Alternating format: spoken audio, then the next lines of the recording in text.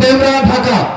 আমি আবারও সম্মানিত মুসলিম কমিটিকে দৃষ্টি আকর্ষণ করছি, যারা আমাদের মঞ্চের সামনে বিশেষ করে প্যান্ডেলের বাইরে অবস্থান করছেন সেই সকল সম্মানিত ভাইদেরকে আমি দৃষ্টি আকর্ষণ করছি, আপনারা মেহরবানি করে আমাদের মঞ্চের সামনে অনেক সুন্দর জায়গা রয়েছে, আপনাদের সামনে জায়গা রয়েছে, আমাদের মঞ্চের উপর অনেক জায়গা রয়েছে, আপনাদের বসার জন্য আমরা অনেক সুন্দর ব্যবস্থা করেছি। মেহরবানি করে আপনারা প্রবেশ করুন। ধন্যবাদ।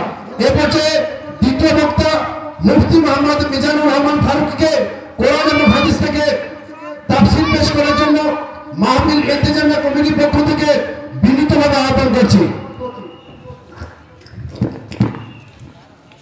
আসসালামু আলাইকুম ওয়া রাহমাতুল্লাহি ওয়া বারাকাতুহু। الحمد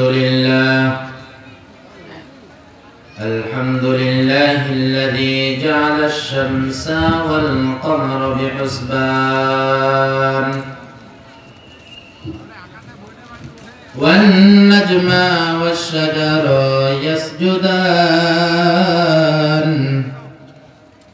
كما فضل زمانا على زمان وإنسانا على إنسان ونشهد أن لا إله إلا الله وحده لا شريك له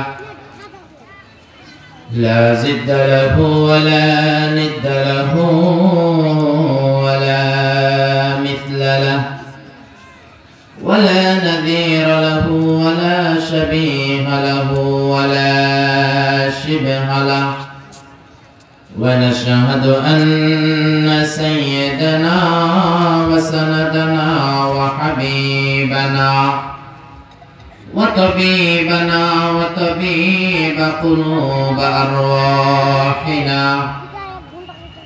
ومولانا محمدا عبده ورسوله أما بعد فأعوذ بالله من الشيطان الرجيم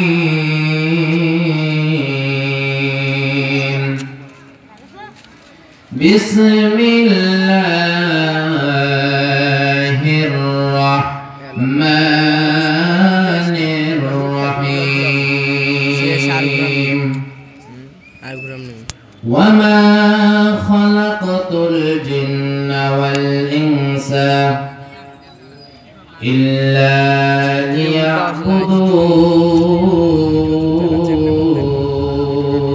ليعبدون وقال تعالى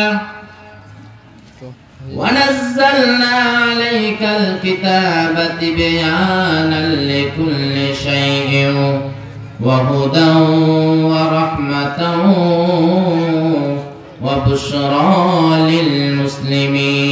للمسلمين وقال رسول الله صلى الله عليه وسلم اغتنم خمسا قبل خمس شبابك قبل حرمك وصحتك قبل سهمك وغنى قبلك فقرك فراغا قبل شغلك وحياتك قبل موتك أو كما قال النبي عليه الصلاة والسلام لا إله إلا الله جل لا إله إلا الله لا إله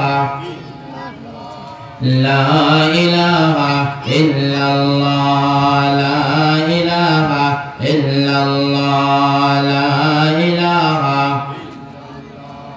لا إله إلا الله لا إله ডানে মাটি বামে মাটি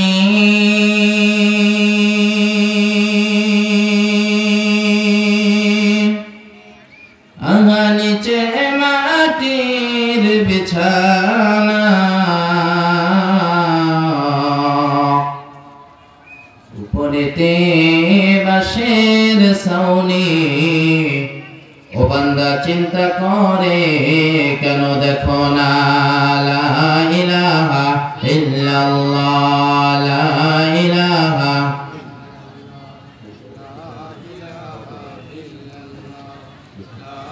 লা ইলাহা ইল্লাল্লাহ লা ইলাহা ইল্লাল্লাহ লা ইলাহা।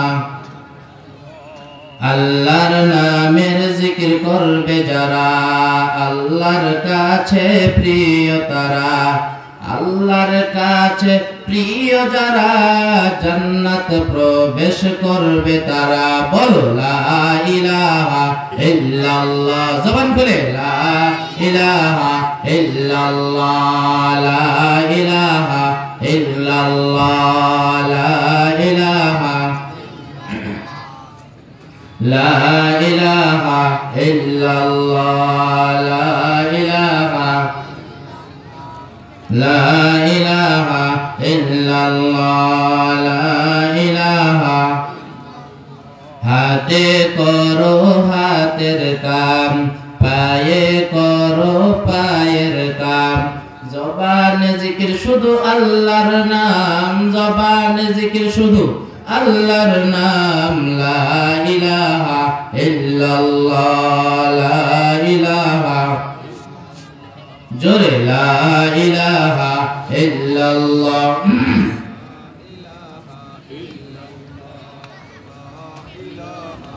লা ইলাহা ইল্লাল্লাহ লা ইলাহা ইল্লাল্লাহ।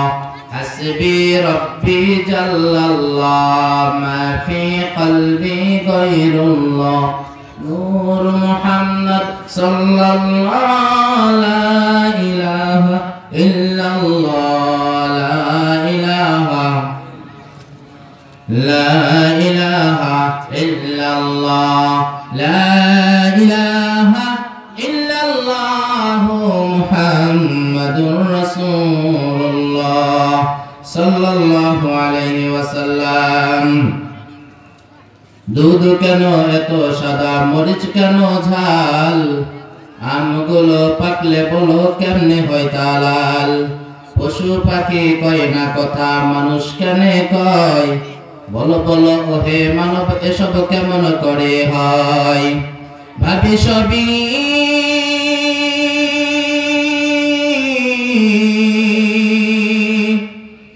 এ মহান প্রভুর দান, নত করে সেজদা করো ওহে মুসলমান। আমরা সবাই বাস করি ভাই, আমরা সবাই বাস করি ভাই পৃথিবীর অঙ্গে। হাতের লেখা মুখের চেহারা মিলে না কারোর সঙ্গে, আর মিলে না কলমের সই, আর মিলে না কলমের সই, বুড়ি আঙ্গুলের টিপ।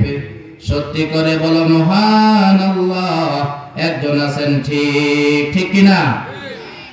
সকলে পড়ি রব্বানা লাকাল হামদ হামদান কাসীরান তাইয়িবান মুবারাকান ফি ইয়া রাব্বি কামা ইয়ানবাগি লিজালালি ওয়াজহিকা ওয়া আযীমি সুলতানিক।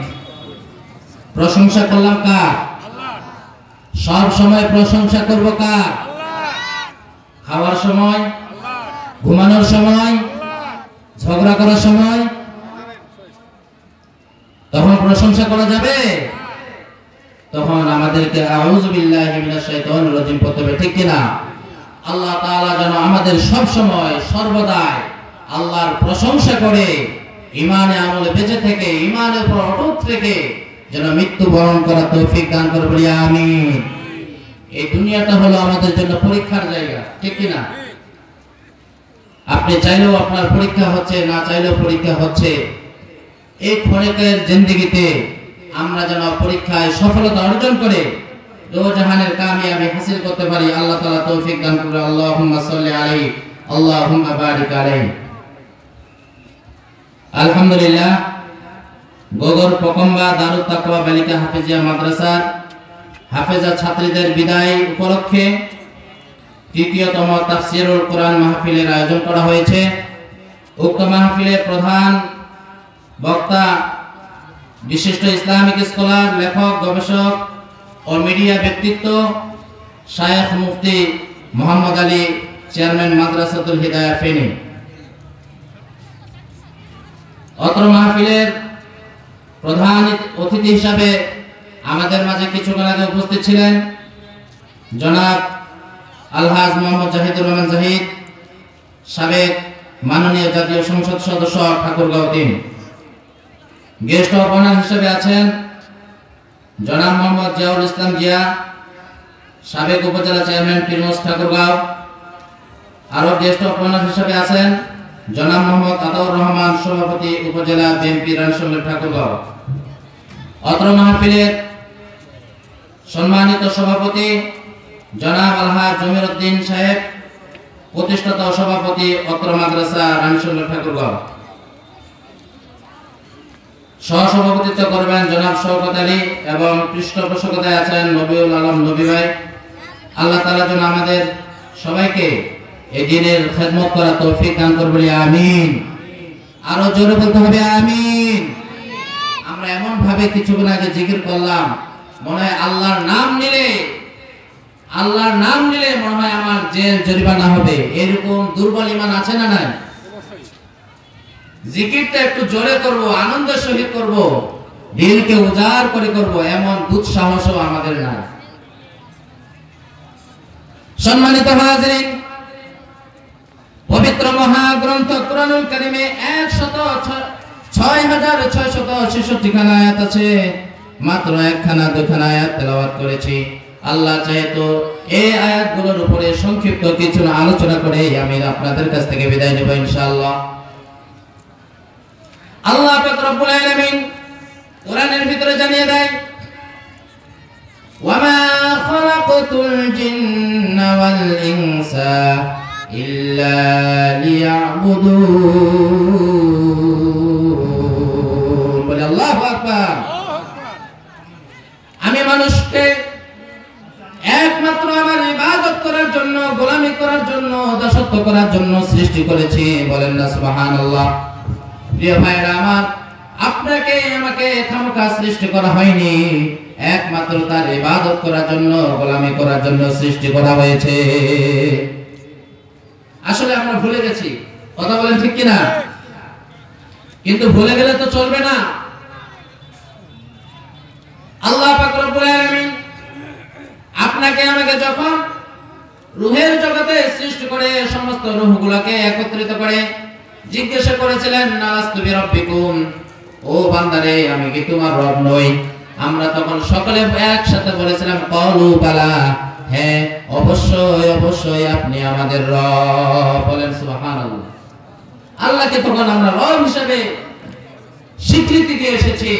এই রব মানে স্বীকৃতি দেওয়া মানেই হলো আল্লাহর প্রতি বিশ্বাস, আল্লাহর প্রতি ঈমান আনয়ন করেছি, আর এরপরে আমাকে দায়েম কায়েম থাকতে হবে। কথা বলেন ঠিক কিনা?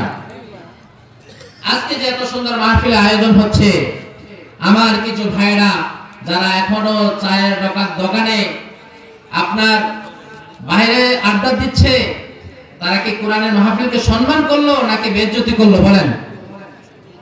কোরআনের মাহফিলকে বেইজ্জতি করা হলো। আল্লাহ পাক রব্বুল আলামিন বলেন, ওয়া ইযা কুরিআল কুরআনু ফাসতামিউ লাহু ওয়া আনসিতু লাআল্লাকুম তুরহামুন।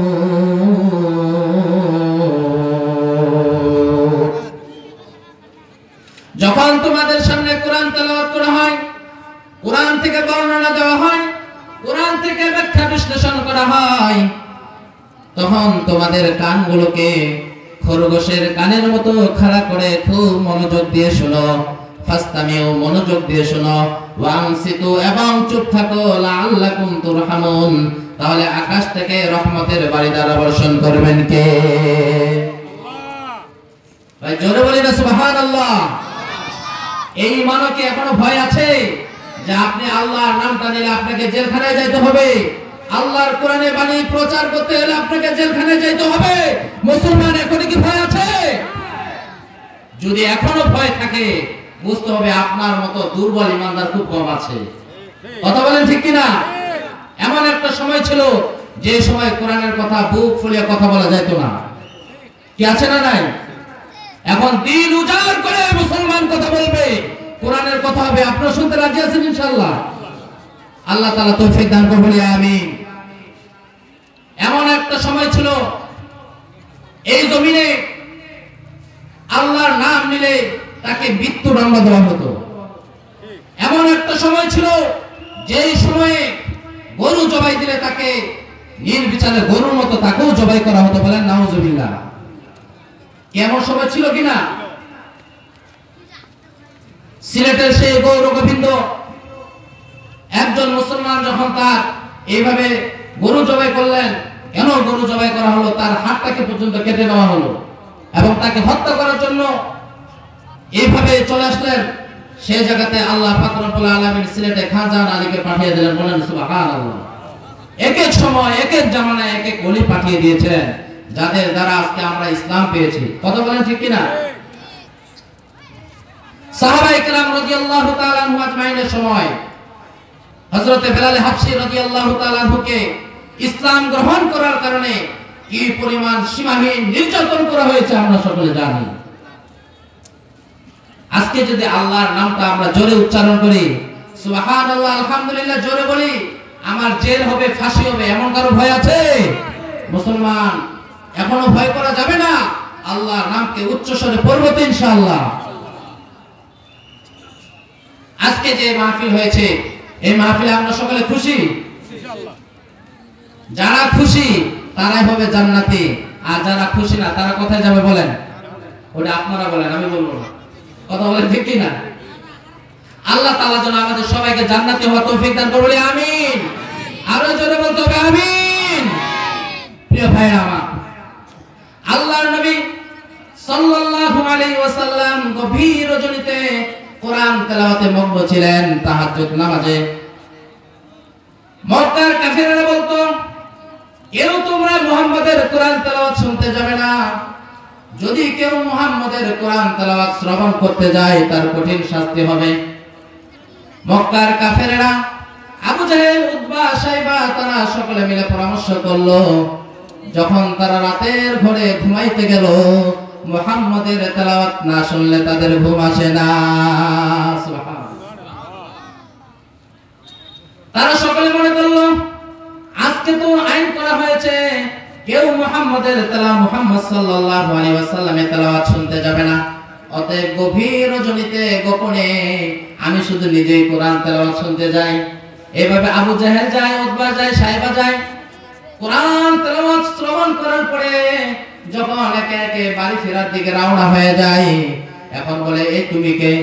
আবার বলে তুমি কে? বলে আমি অমুক, আমি অমুক। একে একে ধরা খেয়ে যায়।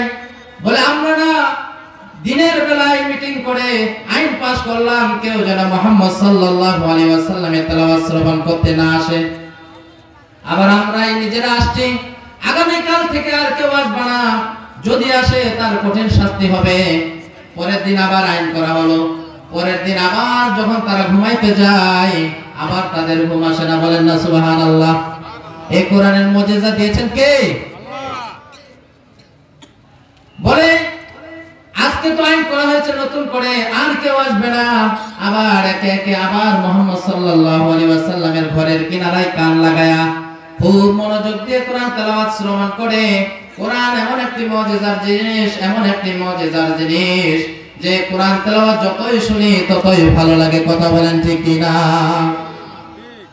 আমরা আল্লাহ পাক রব্বুল আলামিন কোরআনের ভিতরে বলেন, ইন্না নাহনু নাযালনা যিকরা ওয়া ইন্না লাহু লাহাফিজুন। বলে আল্লাহু আকবার। নিশ্চয় আমি কোরআন নাযিল করেছি এবং এই কোরআন সংরক্ষণের দায়িত্ব আল্লাহ পাক রব্বুল আলামিন আমি নিজেই নিয়েছি। মৃত্যু পর্যন্ত, কিয়ামত পর্যন্ত এই কোরআনকে যদি কেউ মিটিয়ে দিতে চায়, কেউ মিটিয়ে দিতে পারবে? তবে ইংরেজরা এই দেশ শাসন করেছে 190 বছর, প্রায় 200 বছর। কথা বলেন ঠিক কিনা?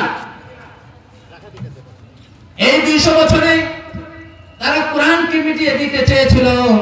এই জমিনে যেন আর কোরআন না থাকে, এই জমিনে যেন আল্লাহু আকবারের আযান প্রতিধ্বনি না থাকে, এই জন্য তারা কোরআনকে মিটিয়ে দিবে।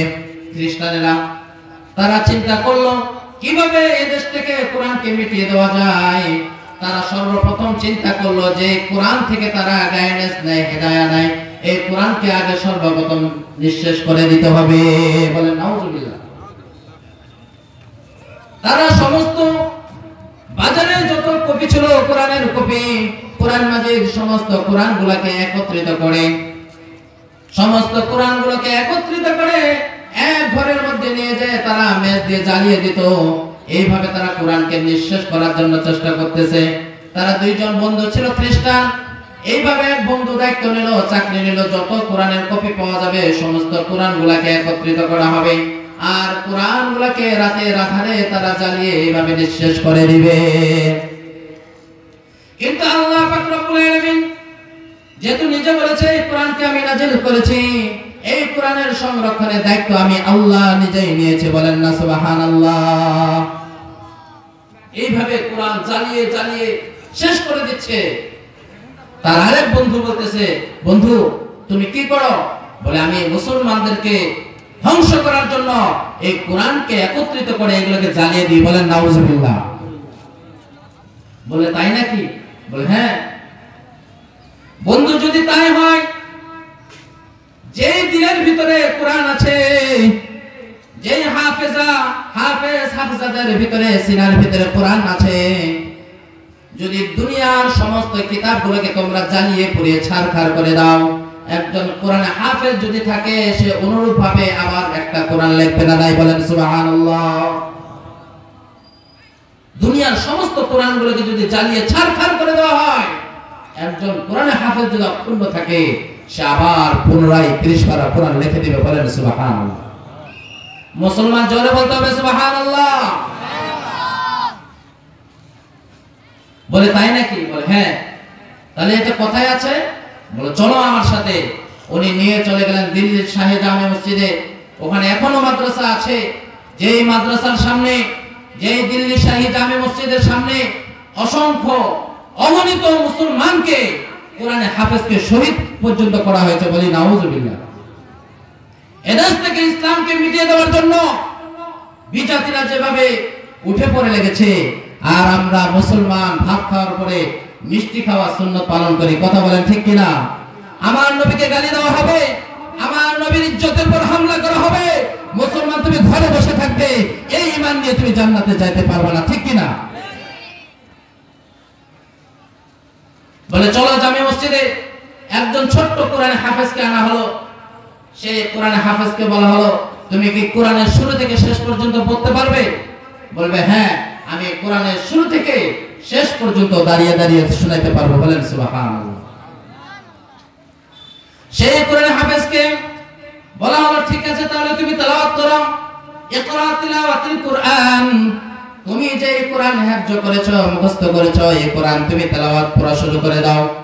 এই কোরআনে হাফেজ আউযু বিল্লাহি মিনাশ শাইতানির রাজিম বিসমিল্লাহির রহমানির রহিম থেকে শুরু করে সূরা ফাতিহা, সূরা বাকারা, সূরা আলে ইমরান এইভাবে ক্রমান্বয়ে একে ফজর চলে যায়। আবার ফজরের সময় নামাজের পরে খাওয়া দাওয়া করে আবার তেলাওয়াত শুরু করে দিল। এইভাবে আসর পর্যন্ত, আসর থেকে মাগরিব, মাগরিব হইতে এশা হইতে হইতে রাত 11টা বাজে। পুরা 30 পারা কোরআন শরীফ শেষ করেছে। বলি সুবহানাল্লাহ। যখন ওই খ্রিস্টান দেখলো যে কোরআনের শুরু থেকে শেষ পর্যন্ত নির্ভুলভাবে একটা ছোট্ট 7 বছরের ছেলে দাঁড়িয়ে দাঁড়িয়ে কোরআন শরীফ এভাবে শুনিয়ে দিল, তখন ওই খ্রিস্টান ও মুসলমান হয়ে গেছে। বলে সুবহানাল্লাহ। এতটা প্রমাণ হয় কি হয় না যে আল্লাহ আমার রব, আল্লাহ এই কোরআনকে সংরক্ষণের দায়িত্ব নিয়েছে। বলে সুবহানাল্লাহ।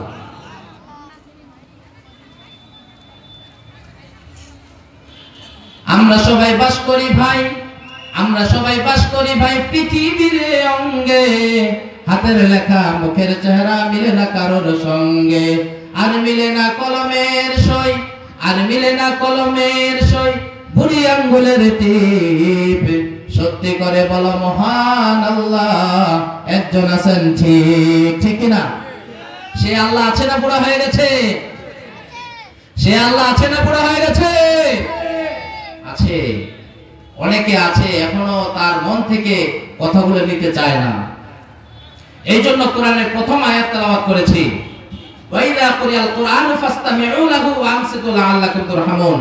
যখন তোমাদের সামনে কোরআন তেলাওয়াত করা হয়, কোরআনের বর্ণনা দেওয়া হয়, তখন তোমাদের কানগুলোকে খরগোশের কানের মতো খাড়া করে খুব মনোযোগ দিয়ে শোনো। ওয়া আনসিতু লাআল্লাকুম তুরহামুন, যদি শুনতে পারো তাহলে আকাশ থেকে রহমতের বারিধারা বর্ষণ করবেন কে? আমার আল্লাহ আর এক জায়গায় বলেন, যে ব্যক্তি তার নিজের হেদায়েতের ইচ্ছা থাকবে না, নিজের জীবনের পরিবর্তনের ইচ্ছা থাকবে না, আল্লাহ পাক রব্বুল আলামিন তাকেও কোনদিন হেদায়েত প্রদান করবে না।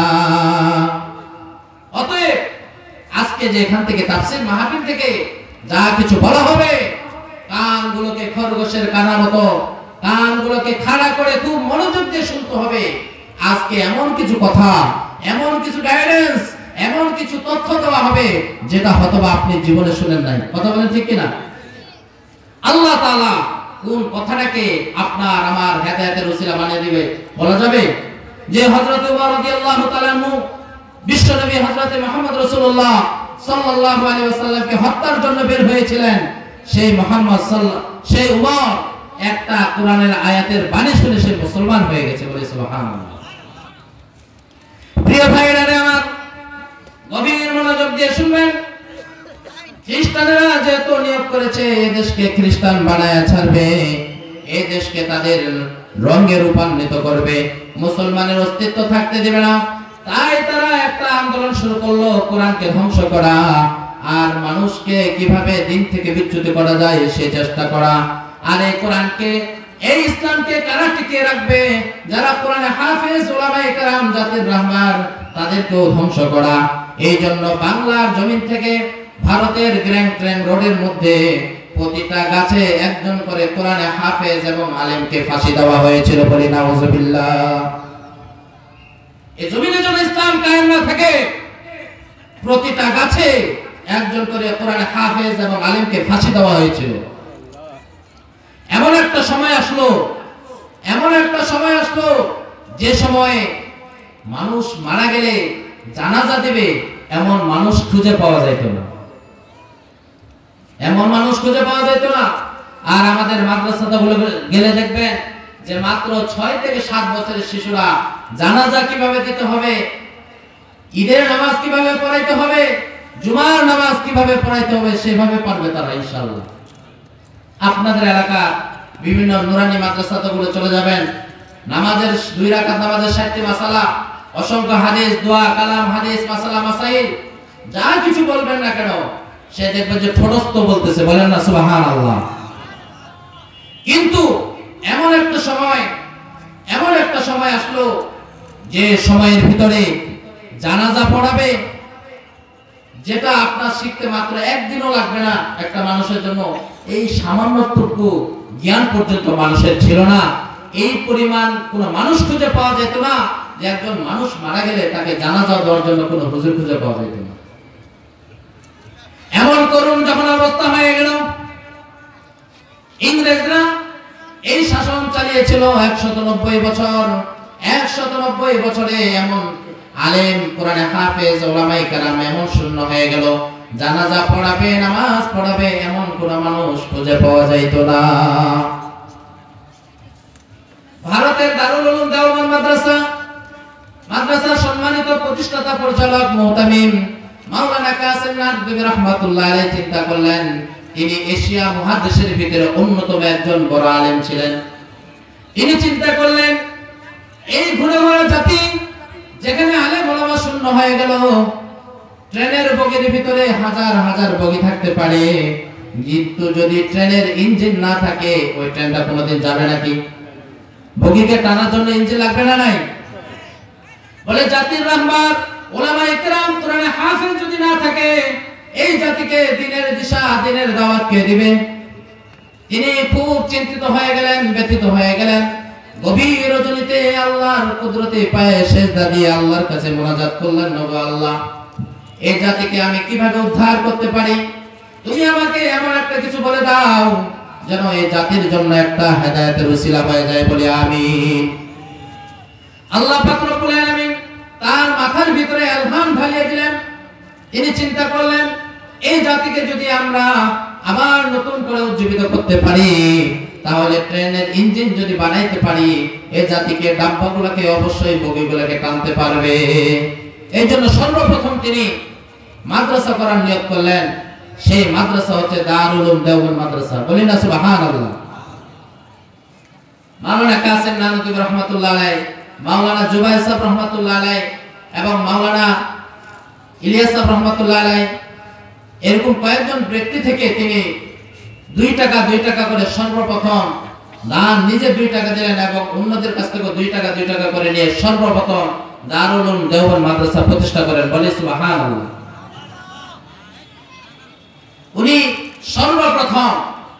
সর্বপ্রথম উনি ডালিম গাছের তলে এই কোরআনের তালিম, কোরআনের প্রচার প্রসার শুরু করেছিলেন। বলি সুবহানাল্লাহ।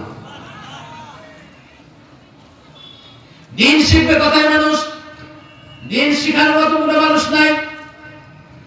পেটে বড় ক্ষুধা, যদি কোরআন শিখতে আসে তাহলে তো আমার খাবার ব্যবস্থা হবে না। মাওলানা কাসেম নানতুবি রহমাতুল্লাহ আলাইহি বলেন, তুমি সারাদিন আমার কাছে কোরআন পড়বে আর বিনিময়ে তোমাকে আমি এই হাদিয়াটা দিব। বলি সুবহানাল্লাহ। কত দিন দরদি ছিলেন। এইভাবে তিনি মাদ্রাসা শুরু করে দিলেন। এমন একটা সময় আসলো যে সময়ের ভিতরে মাওলানা কাসেম নানতুবি রহমাতুল্লাহ আলাইহি ছোট্ট করে একটা ঘর নির্মাণ করার নিয়ত করলেন। মাওলানা কাসেম নানতুবি রহমাতুল্লাহ আলাইহি রাতে এরকম দিনের বেলায় এরকম একটা ঘর নির্মাণ করলেন ছোট্ট করে। আল্লাহ নবী সাল্লাল্লাহু আলাইহি ওয়াসাল্লাম মাওলানা কাসেম নানতুবি রহমাতুল্লাহ আলাইহিকে স্বপ্নে দিকে দেখাচ্ছে, হে কাসেম, তুমি আমার সাথে আসো। তুমি আজকে যে যত ছোট্ট করে একটা ঘর নির্মাণ করেছো, এখানে কয়জন তালিবুল ইলম কোরআন শিখবে? বলেন না সুবহানাল্লাহ। এত ছোট্ট করে তুমি ঘর নির্মাণ করলে, এখানে কয়জন কোরআন শিখবে? তোমাকে অনেক বড় মাদ্রাসা করতে হবে। কাসেম নানতুবি, আসো আমার সাথে। এভাবে আল্লাহ নবী সাল্লাল্লাহু আলাইহি ওয়াসাল্লাম মাওলানা কাসেম নানতুবি রহমাতুল্লাহর হাত ধরে এভাবে দাগ দেওয়া শুরু করলেন। এভাবে দাগ দিতে দিতে এত বিশাল বড় একটা দাগ দিয়ে দিয়েছেন।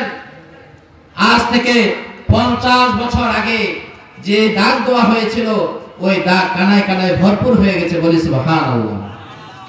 যে মাদ্রাসা, এই মাদ্রাসা তৈরি করা হয়েছে উম্মতে মুহাম্মাদীকে দ্বীনের সঠিক দিশা দেওয়ার জন্য, ঠিক কিনা? আমরা আজকে যে মাদ্রাসার উদ্যোগে মাহফিল, এই মাদ্রাসা দারুল উলুম দেওবন্দের একটা শাখা। বলি সুবহানাল্লাহ। যে মাদ্রাসাতে গভীর রজনীতে কোরআন তেলাওয়াত শুরু করা হয়ে যায়। যখন আমরা ঘুমে বিভোর থাকি, ছোট্ট ছোট্ট মাসুম বাচ্চারা আসে গভীর রজনীতে আল্লাহর কুদরতি পায়ে সিজদা দিয়ে চোখের দুখানা পানি ফেলে মহান রব্বুল আলামিনের দরবারে চোখের পানি ফেলে আল্লাহর কাছে কান্না করে, ও আল্লাহ, এখন আমার এত কচি বয়সে মা বাবার কোলে ঘুমানোর কথা ছিল, একমাত্র তোমার কোরআনকে বুকে ধারণ করার জন্য মা বাবার ভালোবাসাকে ত্যাগ করে করে শীতে আল্লাহ তোমার কোরআনকে বুকে ধারণ করতে চাই। আল্লাহ তোমার কাছে টাকা চাই না, পয়সা চাই না, বাড়ি চাই না, গাড়ি চাই না, আল্লাহ তোমার কোরআনকে ভিক্ষা চাই। বলি না সুবহানাল্লাহ। এভাবে একদিন, 2 দিন, দিনের পর দিন, মাসের পরে মাস, বছরের পর বছর অতিক্রম করার পরে তারপরে এই একজন কোরআনে হাফেজ তৈরি হয়। বলি না সুবহানাল্লাহ। আজকে আমরা এই কোরআনে হাফেজদেরকে বিদায় দেব। এজন্য আপনারা খুশি না বেজার? আসতে বলতে হবে, খুশি না বেজার? আমরা যারা আসতে পেরেছি, বসতে পেরেছি, আল্লাহ তাআলা আপনাকে ভালোবেসেছেন। আল্লাহ আপনাকে ভালোবেসেছেন, যার কারণে জান্নাতের বাগানে বসার তৌফিক দিয়েছেন, ঠিক কিনা?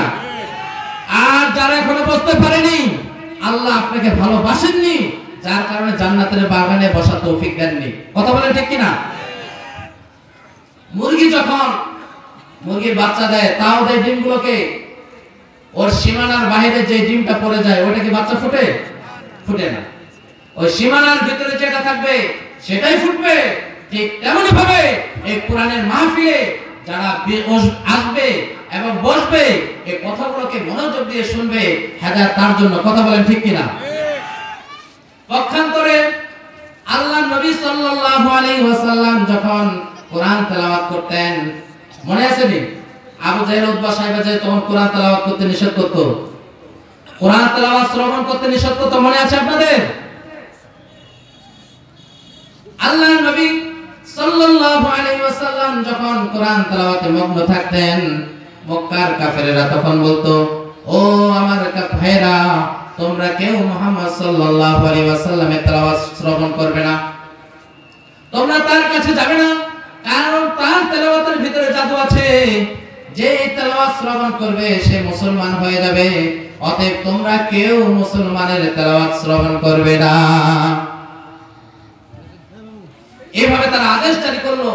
ঠিক তেমনি ভাবে দিনের বেলায় যদি নবী সাল্লাল্লাহু আলাইহি ওয়াসাল্লাম কখনো তেলাওয়াত করতেন, কাফেররা বলতেন, ওয়াকাল আল্লাযীনা কাফারু লা তাসমাউ লিহাযাল কুরআন, যখনই তোমাদের সামনে কোরআন তেলাওয়াত করা হবে, ওয়াল গাউ ফীহি লাআল্লাকুম তাগলিবুন, তখন তো তোমরা কোরআন তেলাওয়াত শুনবে না এবং সেখানে চিল্লাপাল্লা করবে, হট্টগোল করবে, এটা তোমাদেরকে বলা হবে।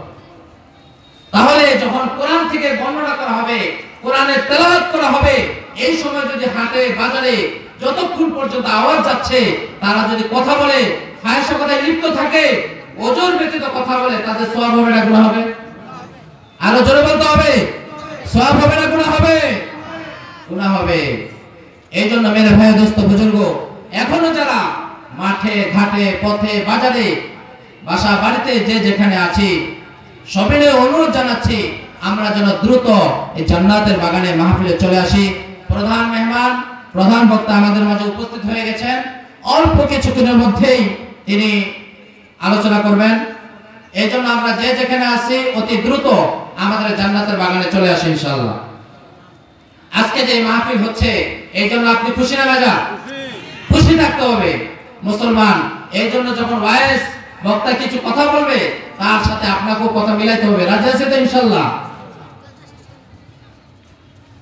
শোনো শোনো রানীশঙ্করবাসী, শোনো শোনো রানীশঙ্করবাসী, শোনো দিয়া মন, ভালো লাগলো আপনাদের আজকের মাহফিল আয়োজন। সবাইকে বলতে হবে, শোনো শোনো রানীশঙ্করবাসী, শোনো শোনো গোগর পকম্বাবাসী, শোনো দিয়া মন, ভালো লাগলো আপনাদের আজকের মাহফিল আয়োজন, ভালো লাগলো আপনাদের আজকের মাহফিল আয়োজন।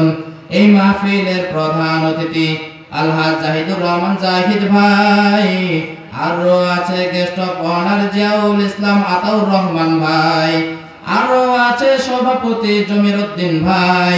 আমরা সবাই আনেওয়ালা মুসলমান, সবাই, ঠিক না? আমরা সবাই আনেওয়ালা মুসলমান সবাই, এই মাহফিলে আনেওয়ালা মুসলমান সবাই। কারো গায়ে চর্ম নাই আর তাবলীগ লেখা নাই, আছে নাকি? আমরা সবাই আনেওয়ালা মুসলমান সবাই, বলেন তো সবাই, রাগ করছেন? আমরা সবাই আনেওয়ালা মুসলমান সবাই, সবাই মিলে আমরা ওগো জান্নাত পেতে চাই। কারা কারা জান্নাতে যাইবেন হাতে লারা দেন সবাই, হাতে লারা দেন সবাই। দিন ইসলামের পথে চলবো, আল্লাহু আকবার বলেন সবাই। আল্লাহ তাআলা যেন আমাদের সবাইকে জান্নাতের মেহমান হওয়ার তৌফিক দান করে, আমিন। মেরে ভাই, দোস্ত, বুজুর্গ, আল্লাহ পাক রব্বুল আলামিন এমন একটি কোরআন আমাদেরকে দান করেছেন, যে কোরআন থেকে আমাদেরকে হেদায়েত নিতে হবে, গাইডেন্স নিতে হবে। আজকে কিছু মেসেজ এমন কিছু দেওয়া হবে, যেগুলোর পরে অতীব কয়েকটি কথা, এগুলোর পরে যদি আমরা আমল করতে পারি, আপনার আমার হেদায়েতের জন্য যথেষ্ট হয়ে যাবে ইনশাআল্লাহ। আল্লাহ পাক রব্বুল আলামিন কোরআনের ভিতরে বলেন, আলিফ লাম মিম যালিকাল কিতাবু লা রাইবা ফীহি হুদাল লিল মুত্তাকিন। এটা এমন একটা কিতাব, লা রাইবা ফীহি, যাতে কোনো সন্দেহ নাই, কোনো সংশয় নাই। কেউ যদি মনে করে এই কোরআনের আয়াতটা ঠিক কি ঠিক না, তাহলে তার ঈমান আছে? তাহলে তার ঈমান আছে? মুসলমান তার ঈমান নাই।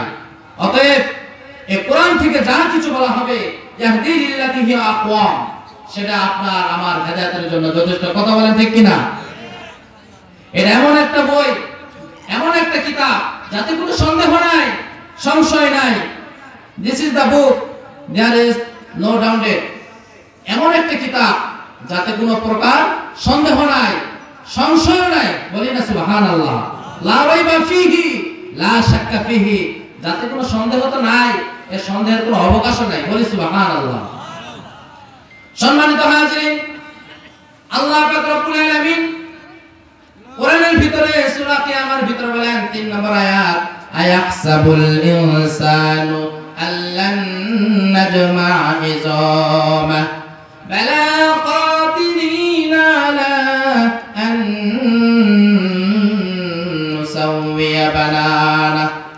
মানুষ কি মনে করেছে নাকি মানুষ মরে যাবে, পচে যাবে, গলে যাবে, আর আমি আল্লাহ পাক রব্বুল আলামিন তাকে কবর থেকে তুলতে পারবো না? না না বান্দারে, আমি তো তোমাকে তুলবই, তোমার হাতের আঙ্গুলের ফিঙ্গারপ্রিন্ট সহ তুলবো। সুবহানাল্লাহ। রাগ করেছেন? অনেকে বলতেছে এত সুবহানাল্লাহ কোয়া যাবে না, এলা বাড়িতে যে একসাথে বলবো। আপনারা কি রাগ করেছেন? বাড়িতে যাই বলবেন? কোরআনের মাহফিলে বলতে হবে, কোরআনের সাথে থাকতে হবে। এই কোরআন নষ্ট হবে না, এই কোরআন ধ্বংস হবে না। কাল কিয়ামতের দিনে যখন সবকিছু ধূলিসাৎ হয়ে যাবে, কোরআন অক্ষুণ্ণ থাকবে। আল্লাহ বলবে, কোরআন তুমিও বিলীন হয়ে যাও। বলে না, আমার কোরআনের মাহফিলে যারা ছিল, এই কোরআনের প্রচার প্রসারক ধারক বাহক হিসেবে যারা ছিল, আমাকে যারা তেলাওয়াত করেছে, আর যারা তেলাওয়াত করেছে সাহাবে কোরআন হয়েছে, তাদেরকে মহব্বত করেছে, ভালোবেসেছে, তাদেরকে জান্নাতে না নেওয়া পর্যন্ত আমি ধ্বংস হব না। বলি সুবহানাল্লাহ। এইজন্য মুসলমান কোরআনের সাথে থাকতে রাজি আছে তো ইনশাআল্লাহ? আল্লাহ তাআলা আমাদের সবাইকে মৃত্যু পর্যন্ত কোরআনের সাথে লেগে থাকার তৌফিক দান করুন, আমিন। আরো জোরে বলতে হবে আমিন।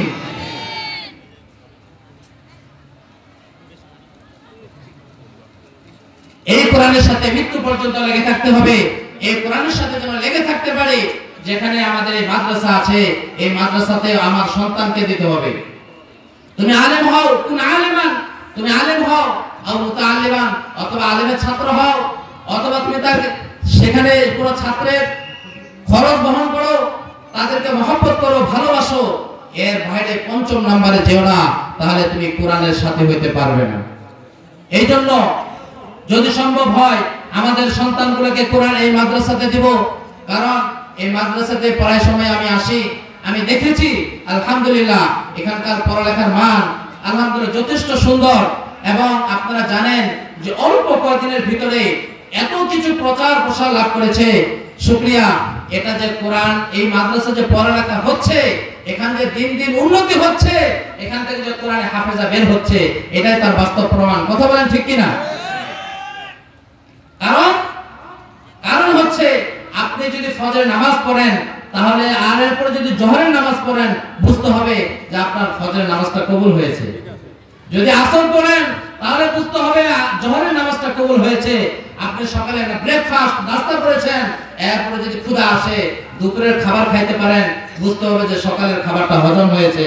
আর যদি হজম না হয়, পেট ফুলে থাকে, তাহলে কি খেতে পারবেন? পারবেন না। ঠিক তেমনি ভাবে এখান থেকে কোরআনের প্রোডাকশন হচ্ছে, হাফেজা বের হচ্ছে, পড়ালেখার মান ভালো, পড়ার সময় পরীক্ষাগুলো পর্যন্ত আমি নেই। আলহামদুলিল্লাহ, নিশ্চিন্তে আপনার সন্তানগুলোকে, আদরের কলিজার টুকরা সন্তানগুলোকে এখানে দিতে পারেন, যেন সাহেবে কোরআন হতে পারে। আল্লাহ নবী সাল্লাল্লাহু আলাইহি ওয়াসাল্লাম বলেছেন, মান ক্বারাআল কুরআনা ফাস্তাযহারাহু ফাহাল্লা হালালাহু ওয়া হারামা হারামাহু ওয়া দাখালাহু আল্লাহুল জান্নাহ ওয়া শাফাআহু ফি আশরাতিন মিন আহলি বাইতিহি কুল্লুহুম কদ ওয়াজাবাত লাহুন নার। যে ব্যক্তি সাহেবে কোরআন হলো, অর্থাৎ কোরআনকে মুখস্থ করলো, তদ অনুযায়ী আমল করলো, হালালকে হালাল জানলো, হারামকে হারাম জানলো, তদ অনুযায়ী আমল করলো, সে নিজে তো জান্নাতে যাবেই যাবে, আরো 10 জন ব্যক্তিকে সুপারিশ করে জান্নাতে নিয়ে যাবে। বলি সুবহানাল্লাহ।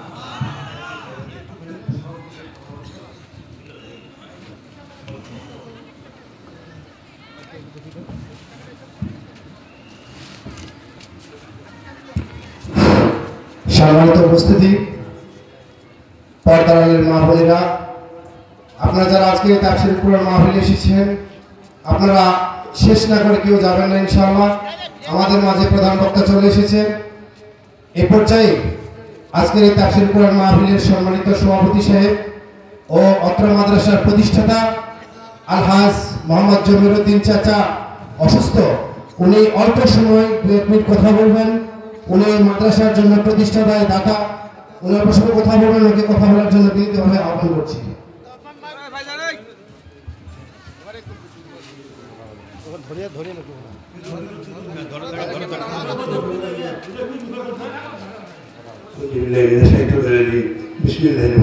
আসসালামু আলাইকুম ওয়া রাহমাতুল্লাহি ওয়া বারাকাতুহু।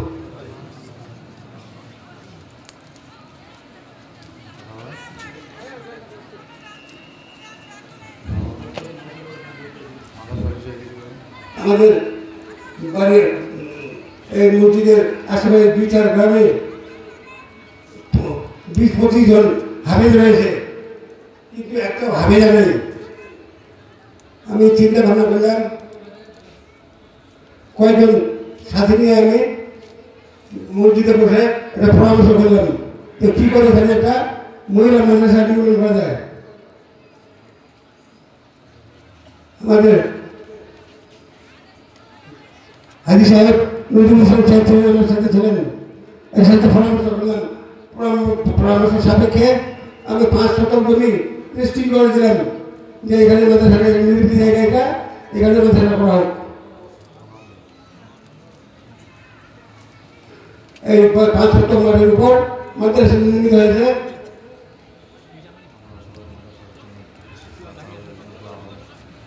আমি 8 বছর হলো আমি স্টোর রোগে আক্রান্ত, চলাফেরা করতে পারি না। আমার জন্য খাস করে একটু আপনাদের দোয়া করবেন। আমি যেন এই মাদ্রাসাকে তদারকি করতে পারি, আর কিয়ামতের আগ পর্যন্ত এই মাদ্রাসা পাওয়া থাকে, চলমান থাকে, দোয়া করবেন।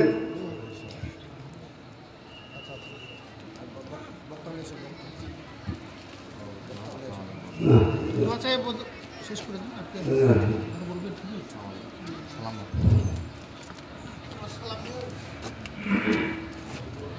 ঠিক আছে ইনশাআল্লাহ। কি বলবেন? আমার হাবিবেরা আপনারা আছেন যেখানে, তোমরা যদি আছো তাহলে তোমাদের উদ্দেশ্য আমি একটা কথা বলতে চাচ্ছি। তোমার বাবা মায়ের বাবারা মাথার ঘাম ফেলে তোমাদেরকে মানুষ করেছে, এরপরে তোমাদেরকে লেখাপড়া শিখিয়েছে, এখন তোমাকে বিয়ে দিতে হবে। এখন তোমাদের, এখন আমার একটা কথা হচ্ছে, যেটা ডিমান্ড দিয়ে বিয়ে, যেটা দান দিয়ে বিয়ে, এই বিয়েতে তোমরা কেউ মত দিবে না, এই বিয়েতে কেউ মত দিবে না। তোমাদের ই করে মহারানা দিয়ে, তোমাদের মহারানা দিয়ে, তোমাদের হাতে পয়সা টাকা মেকআপ করে দিয়ে যদি বিয়েতে বসে, সেই বিয়েতে তোমরা রাজি হবে, সম্মত হবে।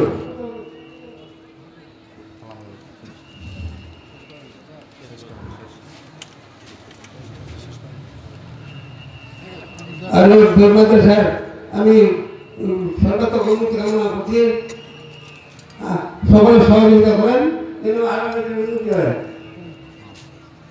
ঠিক আছে ইনশাআল্লাহ, ধন্যবাদ।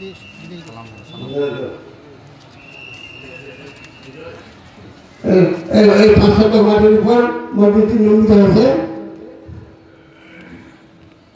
আর আমি এই মাদ্রাসার সংলগ্ন পূর্ব মাদ্রাসার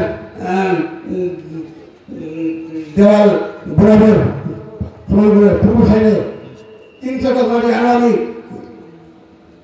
300 জমি আমি দান করলাম।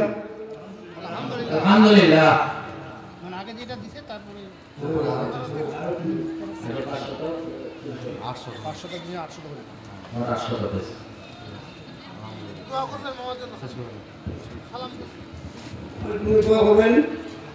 আমি তদারকি দেখাশোনা করতে পারি, তদারকি করতে পারি। আপনাদের জন্য আমি দোয়া করবো, আপনারা সবাই বসবাস করতে পারেন। আসসালামু আলাইকুম।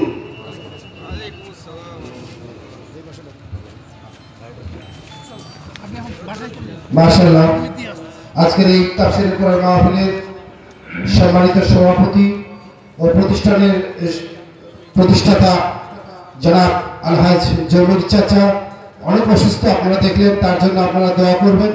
আল্লাহ যেন ওনাকে নেক হায়াত দান করেন, উনি যেন সুস্থতার সাথে আবারও আল্লাহ আপনাকে হায়াতে প্রদান করেন। এ পর্যায়ে আবারও আমাদের দ্বিতীয় বক্তার কাছে আমরা ফিরে যাচ্ছি। সম্মানিত মুসল্লি ইকরাম, আপনারা একটু আগা আসলে ভালো হয়, সামনে জায়গাটা অনেক ফাঁকা রয়েছে। আমাদের প্রধান বক্তা চলে আসছে। আমি আর মহিলা মা বোনদের দিকে দৃষ্টি আকর্ষণ করছি। মহিলা মা বোনদের প্যান্ডেল নাকি সম্ভবত ভরে গেছে, অনেক বড় চাটাল, তারপর অনেক মহিলা মা বোনেরা এসেছেন। আপনারা একটু চাপে চাপে বসেন, আর কথার আওয়াজটা আপনাদের একটু বন্ধ করেন। কথার আওয়াজ আমাদের মাহফিলের মধ্যে আসছে, আমাদের স্টেজের মধ্যে পৌঁছে যাচ্ছে কথার আওয়াজ। আপনারা একটু কথার আওয়াজ বন্ধ করেন, আর আপনারা যারা পিছনে রয়েছেন একটু সামনে আগে আসেন। আলহামদুলিল্লাহ। সকলে জিকির করে লা ইলাহা ইল্লাল্লাহ, জবান খুলে লা ইলাহা ইল্লাল্লাহ, লা ইলাহা ইল্লাল্লাহ, লা ইলাহা ইল্লাল্লাহ, লা ইলাহা ইল্লাল্লাহ, মুহাম্মাদুর রাসূলুল্লাহ সাল্লাল্লাহু আলাইহি ওয়াসাল্লাম। আমরা কোরআন থেকে কথা শুনছিলাম। আপনাদেরকে কোরআন থেকে কথা শুনতে ভালো লাগতেছে না? নাই? বলে আলহামদুলিল্লাহ। এই কোরআন থেকে যদি আপনি জিজ্ঞাসা করেন, আপনি কোরআনে যা জিজ্ঞাসা করবেন কোরআন তার জবাব দিয়ে দিবে। বলি সুবহানাল্লাহ। যদি কোরআনকে প্রশ্ন করা হয়, কোরআন তুমি কোথা থেকে নাজিল হয়েছো, কোথা থেকে তুমি এসেছো, কোরআন সাথে সাথে জবাব দিয়ে দেয় তানজিলাম মিম্মান খালাকাল আরদা ওয়াস সামাওয়াতিল উলা। এই কোরআনকে নাজিল করেছেন তিনি, যিনি সুউচ্চ আকাশ ও জমিনকে সৃষ্টি করেছে। বলে সুবহানাল্লাহ। যদি আবার কোরআনকে প্রশ্ন করা হয়, কোরআন এই পৃথিবীতে নাজিল করার কারণ কি, তুমি কোথায় ছিলে, কোরআন বলে বাল হুয়া কুরআনুম মাজিদ ফি লাউহিম মাহফুজ। এই কিতাব অতীব মর্যাদা সম্পন্ন সুরক্ষিত ফলকে লিপিবদ্ধ ছিল। আমি ছিলাম লৌহে মাহফুজে, সেখান থেকে আমি এসেছি। বলি না সুবহানাল্লাহ। এই কোরআন তুমি কেন দুনিয়াতে এসেছো? হুদাল লিন্নাস, আমি মানুষের হেদায়েতের জন্য এসেছি। এই কোরআন তুমি বুঝলাম তুমি মানুষের হেদায়েতের জন্য এসেছো। তুমি কখন নাজিল হয়েছো, কোন মাসে নাজিল হয়েছো? কোরআন জবাব দিয়ে দেয় শাহরু রমাদানাল্লাযী উনজিলা ফীহিল কুরআন হুদাল লিন্নাস। আমি রমজান মাসে কোরআন অবতীর্ণ হয়েছি। কোরআনকে যা আপনি প্রশ্ন করবেন কোরআন সাথে সাথে তার জবাব দিয়ে দিবে। অতএব আমরা এই কোরআনের সাথে থাকতে রাজি আছি তো ইনশাআল্লাহ? এখনো যে ভাইরা পথে ঘাটে বাজারে বিভিন্ন জায়গায় ঘোরাফেরা করতেছেন, মেহেরবানি করে কোরআনের মাহফিলে এসে বসে যায়। আমাদের প্রধান মেহমান এক্ষুনি আমাদের সামনে উপস্থিত হয়ে যাবেন। আর মাত্র দুই একটি কথা বলেই আমি আপনাদের সামনে বিদায় নেব। এক নম্বর হচ্ছে, আল্লাহ পাক রব্বুল আলামিন আপনাকে আমাকে দুনিয়াতে পাঠিয়েছেন তার ইবাদত করার জন্য, গোলামি করার জন্য, দাসত্ব করার জন্য। বলি সুবহানাল্লাহ। তাহলে তার যে ইবাদত করব, আমল করব, আমরা খুব খেয়াল করব। হুজুর, এই ইসলাম তো অনেক কিছু আছে। Islam is the complete food of life. ইসলাম হচ্ছে একটি পরিপূর্ণ জীবন ব্যবস্থা। এই পরিপূর্ণ জীবন ব্যবস্থা তো মেলা কিছু, অনেক কিছু, কোরআন হাদিসে অনেক কিছু আছে। আমি কোনটা আমল করব আর কোনটা ছাড়বো, কোনটা ধরবো আর কোনটা নিব, আমি তো দিশেহারা, আমি দিশা পাচ্ছি না। তবে আমি আপনাদের জন্য অতি সংক্ষিপ্ত ভাবে মাত্র 3টা মেসেজ রেখে যেতে চাই। আপনারা শুনতে রাজি আছেন? আল্লাহ পাক রব্বুল আলামিন যদি এই 3টা মেসেজের উপর আমল করার তৌফিক দান করে জান্নাতে যাওয়ার জন্য এতটুকু যথেষ্ট। বলি না সুবহানাল্লাহ। 3টি আমলের ভিতরে 1 নাম্বার হচ্ছে সর্বদা মৃত্যুকে স্মরণ করা। সর্বদা মৃত্যুকে কি করা? স্মরণ করা। আর যে ব্যক্তি সর্বদা মৃত্যুকে স্মরণ করতে পারে সে কি কোনোদিন গুনাহ করতে পারে? তার দ্বারা কোনোদিন গুনাহ করা সম্ভব? তার দ্বারা কোনোদিন গুনাহ হবে না। এই জন্য আমরা সর্বহালতে সর্বদাই মৃত্যুকে স্মরণ করব তো ইনশাআল্লাহ? যদি আমরা এরকম করি প্রতিদিন ফজর পড়ে মৃত্যু মৃত্যু মৌত মৌত এইভাবে মৃত্যুকে স্মরণ করলে মৃত্যুকে স্মরণ করা হবে না। ফজরের নামাজের পরে এশার নামাজের পরে যখন আপনি ঘুমাইতে যাবেন তখন আপনি সারাদিন আপনি শোয়ার আগে 2 রাকাত নফল নামাজ পড়ে আপনি আল্লাহর কাছে সেজদা দিয়ে দুটা চোখের পানি ফেলাই দিবেন। সারাদিন কতগুলো ভালো কাজ করেছেন, কতগুলো খারাপ কাজ করেছেন, আপনি যদি মনে করেন যে ভালো কাজ বেশি করেছেন আলহামদুলিল্লাহ সামনে আরো বাড়াই দিবেন। আর যদি দেখেন যে মন্দ কাজ হয়ে গেছে, গুনাহ হয়ে গেছে, তাহলে আল্লাহর কাছে ইস্তিগফার করে ক্ষমা করে চাবেন, আল্লাহ তাআলা আপনাকে ক্ষমা করে দিবেন। বলি সুবহানাল্লাহ। 1 নম্বরে আমল। নাম্বার 2, যখন আপনি কোনো কাজ করতে যাবেন, এই কাজ করার আগে আপনার বিবেক আপনাকে বলে দিবে এই কাজটা ভালো না খারাপ। কি বলবে না? চুরি করা খারাপ, আমার বিবেক বলবে কিনা? মদ খাওয়া খারাপ, এই কথা বলবে কিনা? দাড়ি চাচা হারাম, এই কথা আমার বিবেক বলবে কিনা? তবে অনেক পরা কোপাইলা আছে যারা গুনাহ করে আবার গুনাহটাকে জায়েজ মনে করে। বলি নাউজুবিল্লাহ। মানুষ চুরি করবে, মিথ্যা কথা বলবে, যত গুনাহই করুক না কেন, সে যদি মনে করে এটা গুনাহ, এটা আমার অপরাধ, এটা আমি ভুল করেছি, তাহলে একদিন না একদিন সে অপরাধ থেকে সে ফিরে আসবে। কিন্তু যে ব্যক্তি ভুল করেও নিজে ভুলের উপর অটুট থাকে এবং সে নিজেকে ভুল স্বীকার করে না, সে কোনোদিনও তওবা করার সুযোগ পাবে না। যে ব্যক্তি ভুল করে অনুতপ্ত হয় না, লজ্জিত হয় না, ক্ষমা চায় না আল্লাহর কাছে, সে তওবা করারও সুযোগ পাবে না। তাহলে আমরা যখন দুনিয়াতে চলাফেরা করি, আমরা যখন কোনো কাজ করি, কোনো কাজ করার ইরাদা করি, ইচ্ছা করি, তখন আমার বিবেক বলে দিবে এই কাজটা ভালো না খারাপ। কথা বলেন ঠিক কিনা? যদি ভালো হয় আলহামদুলিল্লাহ করে নেব, আর যদি সেটা ফাহিশা কাজ হয়, গুনাহের কাজ হয়, অবৈধ কাজ হয়, সেখান থেকে আস্তাগফিরুল্লাহ বলে আমরা দূরে সরে আসব। পারবো তো ইনশাআল্লাহ? এমন কি কেউ আছেন যে হুজুর চুরি করা গুনাহ, এটা আমি বুঝি নাই, মিথ্যা কথা বলা গুনাহ, এটা আমি জানি নাই, এমন কি কেউ আছেন? নাই, সবাই জানি। হ্যাঁ, মাসালাগত যদি আপনার বোঝার কারণ থাকে তাহলে কোন উলামায়ে কেরামের সংস্পর্শে গিয়ে শরণাপন্ন হয়ে বিষয়টা ক্লিয়ার করে নেবেন, তাহলে হেদায়েতের মালিক কে? আল্লাহ তাআলা আপনাকে হেদায়েতের উসিলা বানায় দিবেন। 2 নম্বর হচ্ছে সদকায়ে জারিয়া। 2 নম্বরে কি? সদকায়ে জারিয়া। আজকে সভাপতি জনাব আলহাজ জমিরউদ্দিন সাহেব, যিনি অত্র মাদ্রাসা প্রতিষ্ঠাতা করেছেন, উনি একদিন হয়তো এই জমিনে থাকবে না, কবরে চলে যাবে, ওনার দেহের হাড্ডি গোশত কিছুই পাওয়া যাবে না। বলেন যাবে? কিন্তু এই মাদ্রাসাতে গভীর রজনীতে যখন কোরআন তেলাওয়াত হবে, সদকায়ে জারিয়া হিসেবে ওনার কবরে যাইতে থাকবে। বলি সুবহানাল্লাহ। জোরে বলি না সুবহানাল্লাহ? আপনারা কি ভয় পাচ্ছেন? আমার সুবহানাল্লাহ, আমার আলহামদুলিল্লাহ, আমার একটা দানের উসিলা করে, আমার একটু দোয়ার উসিলা করে যদি একটা মাদ্রাসা প্রতিষ্ঠা হয়, আমি মরে যাব, পচে যাব, গলে যাব, কিন্তু আমার কবরে সওয়াব যাবে না? নাই? আমাকে পুরা মাদ্রাসা জমি দিতে হবে, আমাকে মাদ্রাসার অনেক সম্পত্তি টাকা দিতে হবে, এমনটা কোনো শর্ত নয়। আল্লাহ তাআলা বাহ্যিক কোনো সুরতকে দেখেন না, আল্লাহ তাআলা আপনার দিলের সুরতকে দেখেন। বলি সুবহানাল্লাহ। এক ব্যক্তির 1 কোটি টাকা আছে, 100 কোটি টাকা আছে, 100 কোটি টাকা থেকে যদি সে 1 কোটি টাকা মাদ্রাসায় দান করে, আর আপনার কাছে আছে 2 টাকা, 1 টাকা দিয়ে দিয়েছে, দামি কে বেশি? যে 1 টাকা দিয়েছে সে বেশি। কারণ আল্লাহ তাআলা আপনার টাকাকে দেখেন না, পুরো বাহ্যিক সুরতকে দেখেন না, আল্লাহ তাআলা আপনার দিলকে দেখেন।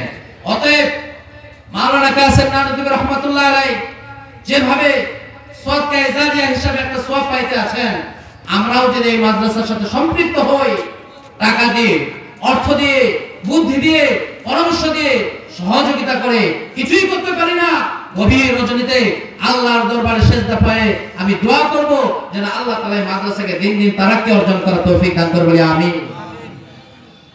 আপনি চাইলেও এই মাদ্রাসা দিন দিন উন্নতি হবে, না চাইলেও হবে।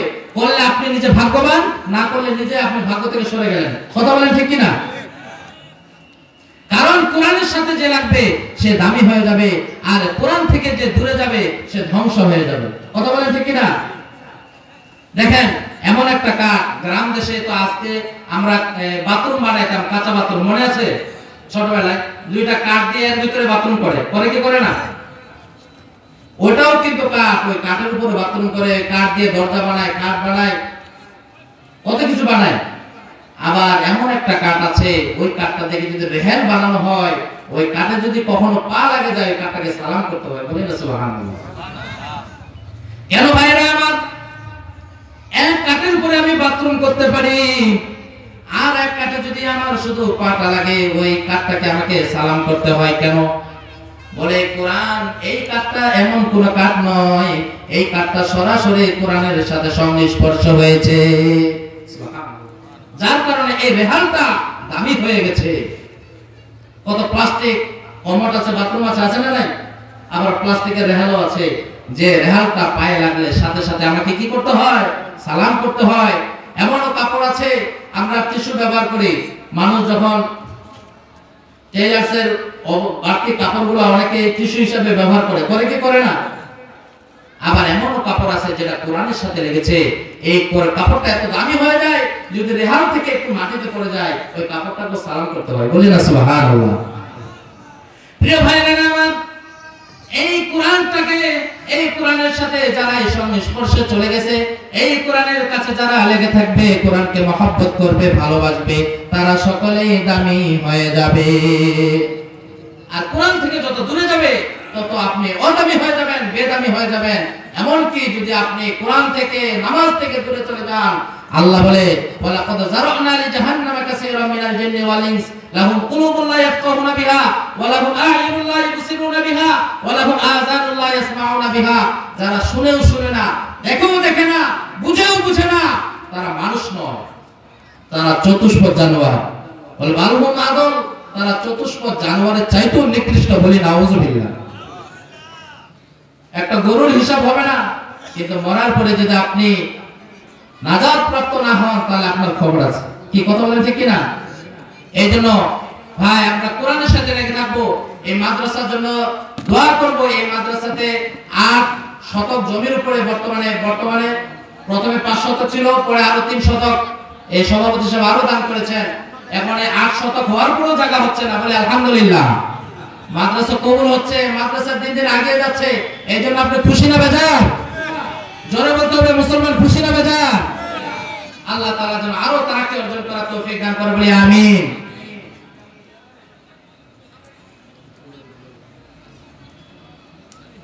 এই কোরআনের সাথে আমরা লেগে থাকবো। এই মাদ্রাসাতে আরো সামনে একটু জায়গা আছে, সংকলন হচ্ছে না, প্রায় এত ছাত্রী এখানে অবস্থান করতেছে আবাসিকভাবে, যে তাদের কোনো জায়গার ব্যবস্থা হচ্ছে না।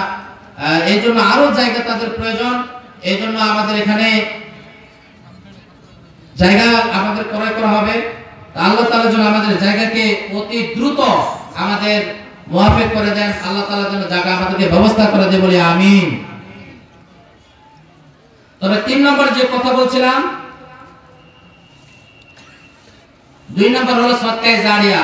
সদকায়ে জারিয়াটা কি? আপনি যদি মসজিদ মাদ্রাসা নির্মাণ করে যেতে পারেন, তাহলে কবরে অটোমেটিক সওয়াব যাইতে থাকবে। বলি সুবহানাল্লাহ।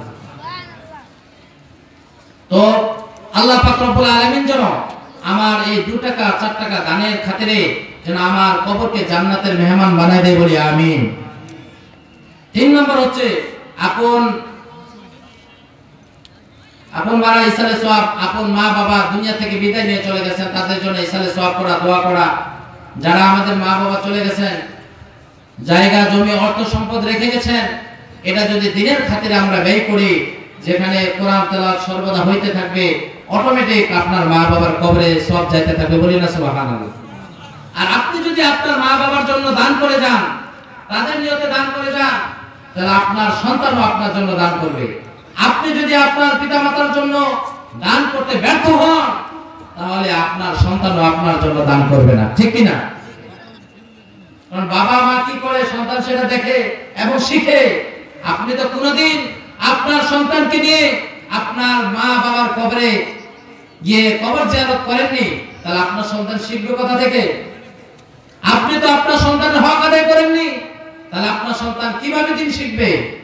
এই জন্য মেরে ভাই দোস্ত বুজুর্গ, এখনো সময় আছে, আমাদের সন্তানগুলোকে যেন দিন শিখাতে পারি, আমাদের সন্তানগুলোকে যেন কোরআন শিখাতে পারি, আমাদের সন্তানগুলো যেন একজন ইসলামিক স্কলার হতে পারে, দ্বীনের দায়ী হতে পারে, দ্বীনের খাদেম হতে পারে। আল্লাহ তাআলা তৌফিক দান করুন, বলি আমিন। আগে ছিল মাদ্রাসাগুলোতে, মাদ্রাসায় দিলে সন্তানদেরকে কালেকশনে পাঠিয়ে দিত, বাড়ি বাড়ি কালেকশন করত, বাংলা ইংরেজি ছিল না, পড়ালেখার মান অনেক দুর্বল ছিল। কিন্তু আলহামদুলিল্লাহ দিন দিন পড়ালেখার মান অনেক সুন্দর হয়েছে। দেখলেন আপনারা, যেখানে এই মাদ্রাসাতে এই বাচ্চারা কত সুন্দর করে ইংরেজিতে সূরা ফাতিহা তরজমা করলো, সূরা কদরের ইংলিশে তরজমা করলো এবং বাংলায় তরজমা করলো, বলি আলহামদুলিল্লাহ। আপনি কি চান না আপনার পরিচয় টুকরো সন্তান এরকম ডক্টর মিজানুর রহমান আজহারের মতো হোক? আপনি কি চান না আপনার সন্তান আল্লামা মামুনুল হক সাহেবের মতো হোক?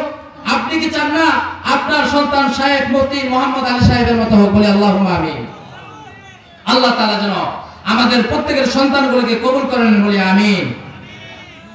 শেষে একটি হাদিস পরে আমি আপনাদের সামনে থেকে বিদায় নিয়ে চলে যাব। আল্লাহ নবী সাল্লাল্লাহু আলাইহি ওয়াসাল্লাম বলেন, ইরতাকিব খামসান ক্বাবলা খামসিন, পাঁচটা জিনিস আসার পূর্বে পাঁচটা জিনিসকে গনিমত মনে করা। এক নম্বর হচ্ছে শাবাবাকা ক্বাবলা হারমিক, অসুস্থতার পূর্বে, বার্ধক্যের পূর্বে যৌবনকে। আমরা যখন যৌবন, এই যুবক বয়সে যে সময়টা আছে, এই সময়টাকে কাজে লাগা।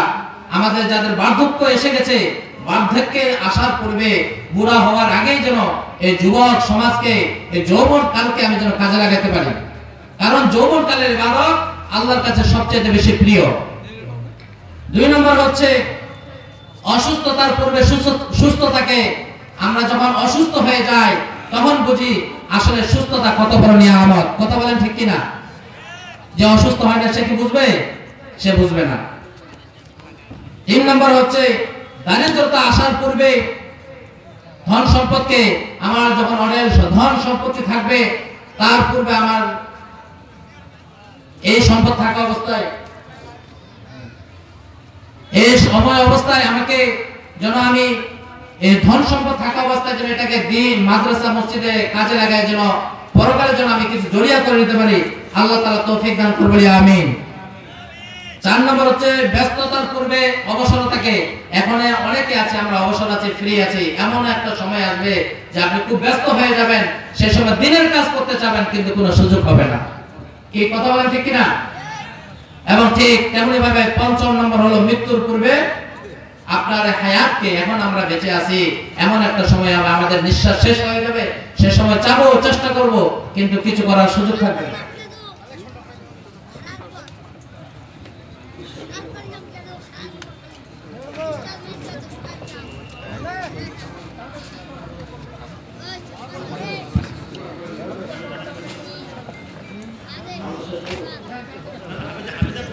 সম্মানিত উপস্থিতি, সম্মানিত মুসল্লি ইকরাম,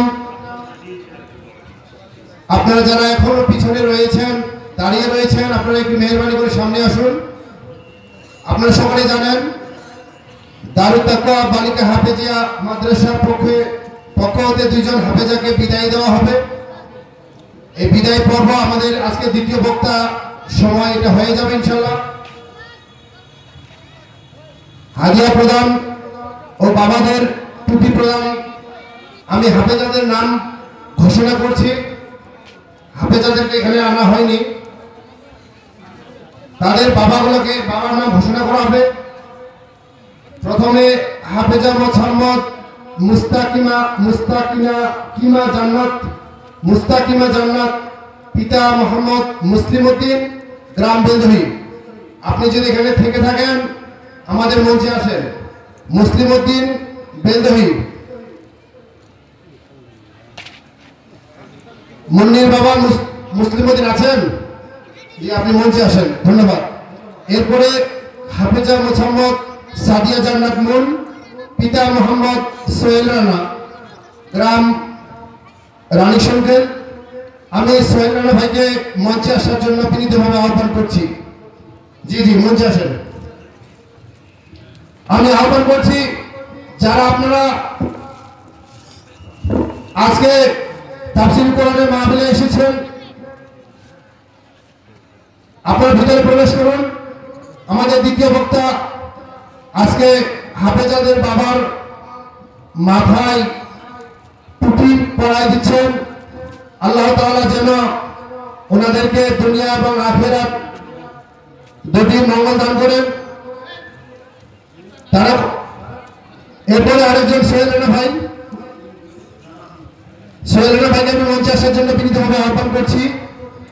টুপি প্রদান করবেন।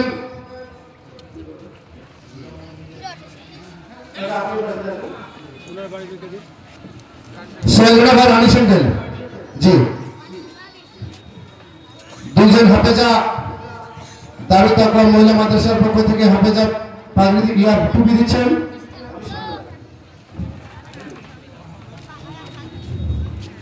জি জি জি জি জি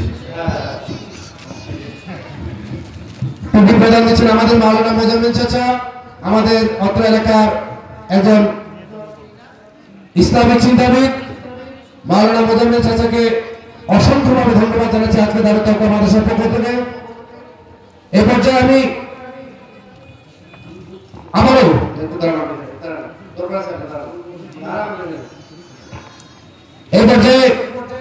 আবারও আপনাদের দিকে দৃষ্টি আকর্ষণ করছি।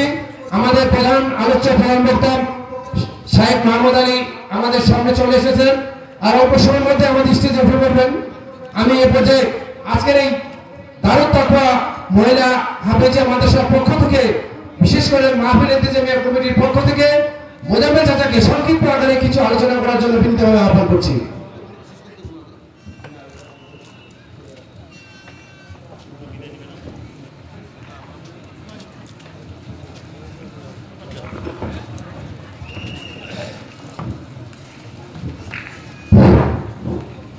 আলহামদুলিল্লাহ ওয়া কাফা ওয়া সালামুন আলা ইবাদিল্লাযিনা ইসতাফা।